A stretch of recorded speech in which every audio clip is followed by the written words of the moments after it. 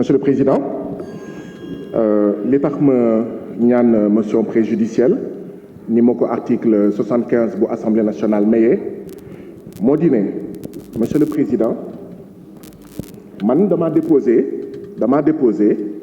le 19 février 2024 benn proposition de mise sur pied d'une commission d'enquête parlementaire pour xool saytuwinu budget Assemblée nationale diggante octobre 2022 ak octobre 2023 ndaxte man mii nga xam ne maa bokk ci commissaire aux comptes Assemblée nationale ci diir boobu musuñu woote réunion musuñu rendre compte musuñu def rapport musuñu def dara te xamuñu 20 21 22 23 milliards yooyu fan la jaar. léegi ci ginnaaw boobu président Macky Sall indi projet de loi lan moo tax ñun bu ñu déposé ci sa table yow président de l'Assemblée nationale doo ko xool te bii mooy ñaareelu yoon première fois bi mooy samay mbokk député PDS ñu indi fi commission d'enquête parlementaire fekk fi sama 10 commission d'enquête parlementaire yi ma déposé entre octobre 2023 ak décembre 2023 yow président Assemblée nationale ak sa bureau ak sa conférence des présidents ak sa majorité parlementaire ngeen pousse 10 commissions d'enquête parlementaire yooyu xool ba su waa PDS bii mooy deuxième fois nga koy def nga teg ko fan monsieur le président de l'Assemblée nationale nga teg ko fan ndax dafa am ñaari député ndax dafa am député am ndey ak député amul ndey lan moo tax fii ci Assemblée nationale ñun bu ñu déposé doo ko xool te bu ñeneen déposé nga xool ko loolu du yoon ndaxte règlement intérieur bu Assemblée nationale da ko dàq loolu moo tax ma ne comme du ko xool nag kon c'est difficile ñu ne ñu tey ngeen ñëw ne ñu ñun jàmm la ñu bëgg ñun jàmm la ñu bëgg c'est pas vrai l'autre nom de la paix c'est la justice l'autre nom de la paix c'est le respect des lois et règlements donc mënuma gëm majorité parlementaire bii bu waxee jàmm moo ko fi indi te muy fouler aux pieds les droits de chaque député de tous les députés de tous les citoyens sénégalais moo tax ma jàpp ne balaay proposition bii balaay projet de loi bii di jàll da ngeen waroon wax dara ci sama proposition de mise sur pied de commission d'enquête parlementaire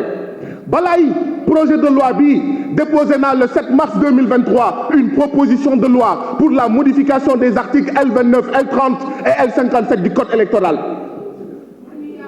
principe la ñuy doxee c'est pas parce que da ngeen di wër fu nekk di fen naan projet de loi bi pour Sonko la pour Pastef la pour détenus politiques yi te dara du ci dëgg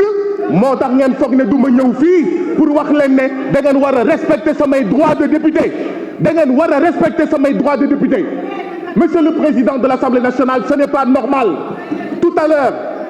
vous avez fait une précision à mon collègue Sanu Dione j'attends une précision de votre part pourquoi systématiquement quand on dépose des propositions de loi quand on dépose des propositions de commission d'enquête parlementaire vous les foulez aux pieds vous ne les regardez pas et quand mes collègues du PDS déposent vous les regardez quand le président amène vous regardez ngeen teg ko fan bu ñu buggee jàmm dañuy respecter les lois oui nañu génnee Ousmane Sonko waaye nañ ko génnee par l'abandon des charges et pas une amnistie qui protège le fils du président oui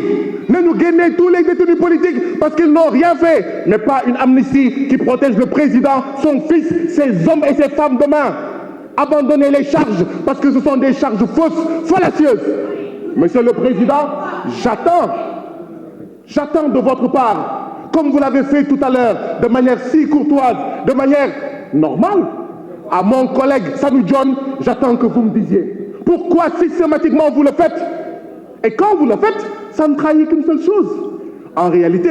c'est ce qui vous arrange que vous regardez lu leen arrangé wul du ngeen ko xool ce qui montre encore une fois que ce projet d'amnistie n'est pas en faveur du peuple n'est pas en faveur de Pastef n'est pas en faveur des détenus politiques n'est pas en faveur de nos martyrs n'est pas en faveur de Ousmane Sonko n'est pas en faveur de notre candidat Bassirou Diomaye Faye mais c'est en faveur de votre camp de votre président qui est le parrain des tortionnaires qui est le parrain des assassins qui est le parrain de ceux qui ont blessé les gens qui ont assassiné les gens. C'est ça la vérité. J'attends votre mise au point, monsieur le président. Ce n'est pas normal. Il ne saurait y avoir 2 députés, 2 citoyens.